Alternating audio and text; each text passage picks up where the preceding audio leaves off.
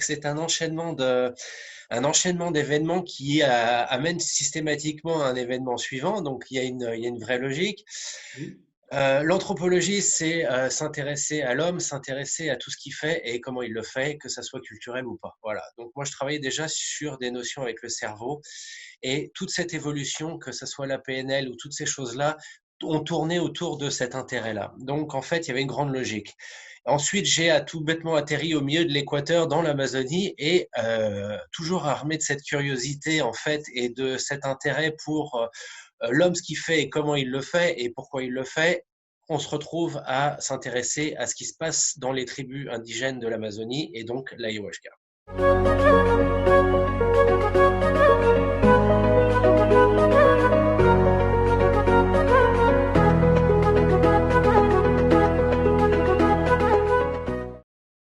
Tout simplement, hein, l'état de conscience normal, c'est celui qu'on a au quotidien. C'est-à-dire, nous, avec notre conscience éveillée sur le monde, ce qu'elle observe autour et ce qu'elle reporte ensuite vers le subconscient, qui est un peu l'éminence grise de tout ce travail. En gros, 95% du travail de notre cerveau se fait par le subconscient. 5% en gros par la conscience et sans que la conscience s'en rende compte. Voilà.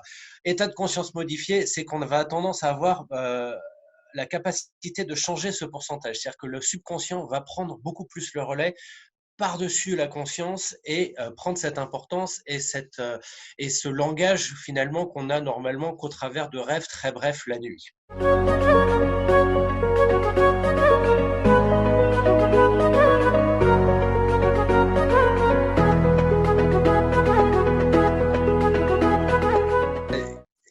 Théoriquement, il n'y a pas énormément de différence. Ça dépend en fait plus de comment se déroule une cérémonie avec tel ou tel chaman. C'est-à-dire que ça, c'est très fonction de la personne, de son milieu culturel, de ses origines culturelles, hein, d'où il vient. Donc moi, étant français, effectivement, je faisais pas forcément les choses de la même manière que les indigènes. Et encore, j'ai connu un autre chaman français qui faisait les choses de manière encore plus stricte que les indigènes. Donc il était encore plus puriste que les indigènes eux-mêmes. Donc ça dépend de la personne énormément. Comment se déroule une cérémonie?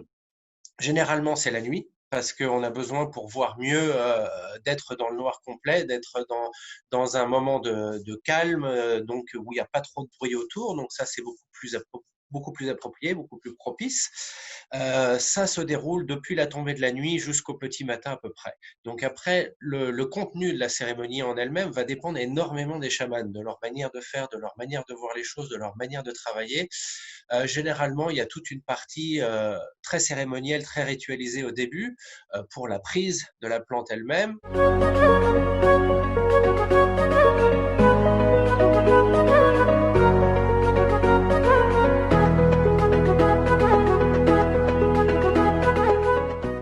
C'est une décoction, ouais, c'est une infusion. En fait, on fait infuser la plante pendant une douzaine d'heures à peu près à chaud.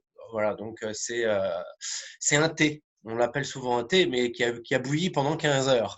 Donc c'est un thé un peu, voilà, un peu spécial.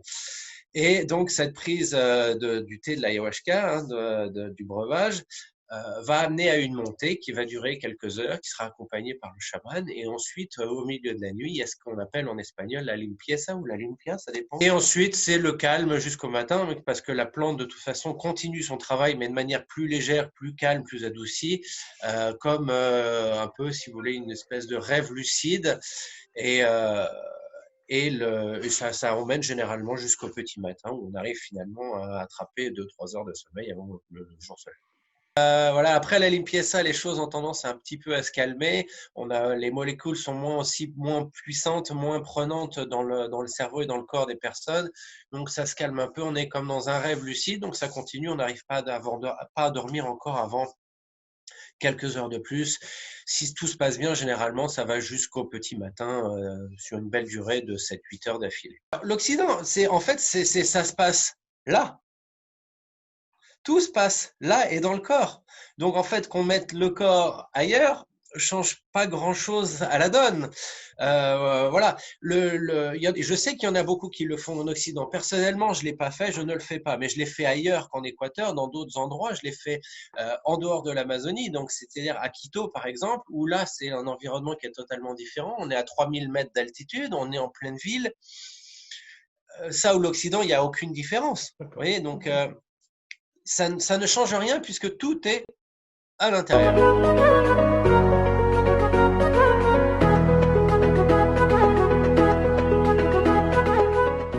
Alors, les gens qui s'intéressent à l'ayahuasca, dans les profils, j'allais dire, il y a de tout.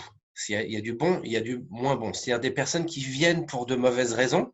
Et si le chaman a un peu d'intégrité, va gentiment conduire ces personnes en disant que c'est pas quelque chose qui est fait, par exemple, pour être quelque chose de récréatif. C'est pas fun, l'ayahuasca.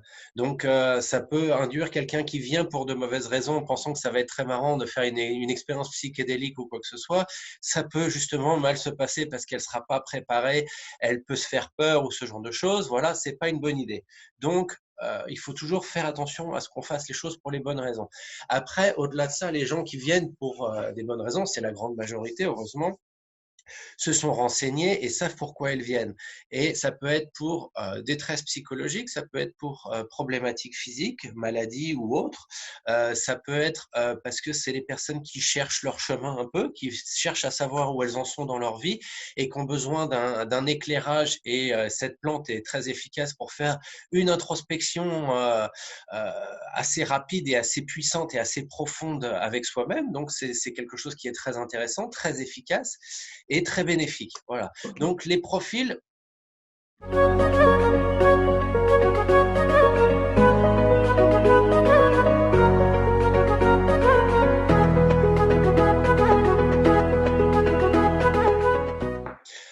Alors, la limpieza, donc en fait, c'est le travail que font les chamans, où on les voit toujours avec les feuilles. Je les ai pas pris, j'en ai toujours parce que je les garde, elles me sont toujours très précieuses.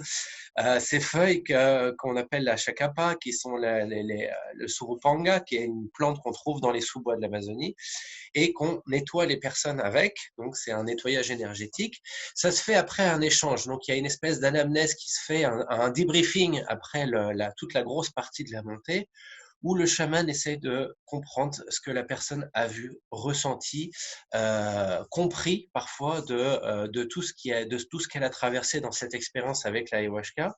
Donc il y a un débriefing et on arrive à identifier finalement certaines énergies qui sont attachées à cette personne, qu'elle a créée elle-même ou qu'elle a reçues d'autres de son histoire familiale ou ce genre de choses. Hein, ça peut avoir beaucoup d'origines. Et toutes ces énergies, il va falloir en nettoyer certaines, c'est-à-dire en retirer certaines pour les remplacer par quelque chose de plus propice pour que la personne puisse aller de l'avant dans sa vie, quelque chose qui lui soit plus bénéfique. Voilà. Donc c'est le travail de cette limpieza.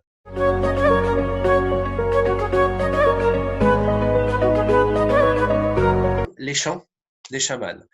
Pareil, c'est aussi un travail énergétique. C'est-à-dire que pendant toute la cérémonie, il y a des énergies ou des personnes qui vont monter très très fort ou au contraire qui ont du mal à monter parce qu'elles ont du mal à accrocher. La pente peut être raide parfois. Et dans ces cas-là, les Icaros, ce sont des chants qui viennent accompagner toutes ces énergies-là, qui viennent écrêter un peu les énergies trop fortes ou relever celles qui sont un peu trop basses, celles qui vont apaiser certaines personnes qui sont un peu dans une peur, par exemple. Il va y avoir des Icaros pour le soin, il va y avoir pour les soins énergétiques, pour certaines choses en particulier, des Icaros qui vont s'utiliser plus sur certains éléments comme l'eau, la terre, le feu, l'air, etc., pour aider les personnes avec certains manques qu'elles ont dans ces zones-là. Des Icaros, il y en a, selon les chamans, 10, 20, 30, ça dépend des personnes.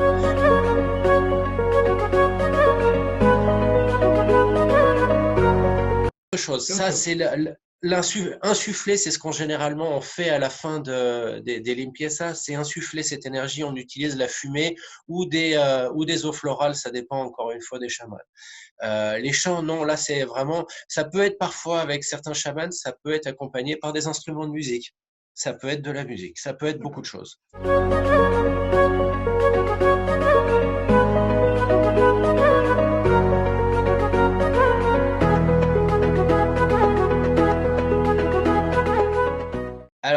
que un occidental et un indigène, ce sont des personnes qui voient le monde de manière différente, qui comprennent de manière différente et qui se soignent de manière différente.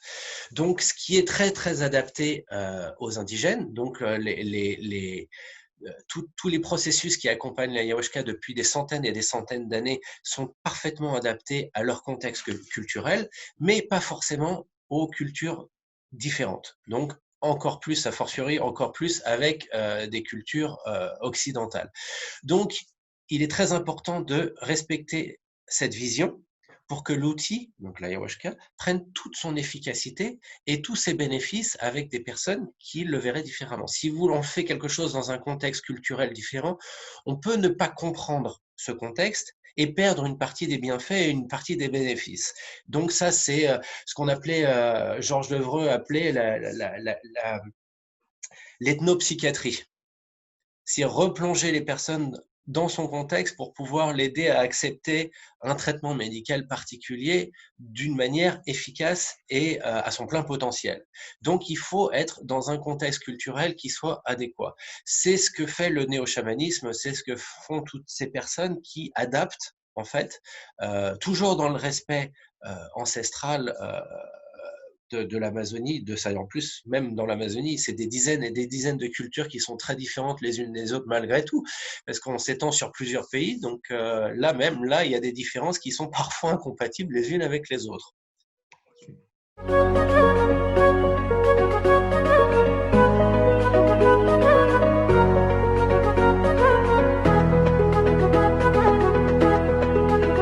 Georges Evray et Toby Nathan, non, j'ai toujours trouvé leur travail fascinant, hein, passionnant, et puis il l'est vraiment à plein d'égards, parce qu'il fallait vraiment y penser et le faire. Mais en fait, quand on y réfléchit un tout petit peu, ma démarche, elle est inverse. C'est-à-dire, eux, ils essayaient d'appliquer des médecines occidentales sur des cultures traditionnelles. Moi, j'essaye de faire le contraire, c'est-à-dire d'amener la culture traditionnelle vers la médecine traditionnelle vers la culture occidentale. Donc, le processus est le même, mais inversé, mais non, non, non. Eh bien, je pense qu'on a fait le tour. Alors, Sébastien Cazaux-Dehors, merci pour ce témoignage. Avec plaisir, Jacques. Merci pour cet ouvrage qui nous explique toute la différence entre les docteurs techniciens et les médecins humanistes. Ah. Et donc, merci pour ce progrès spirituel. Avec plaisir, merci à vous.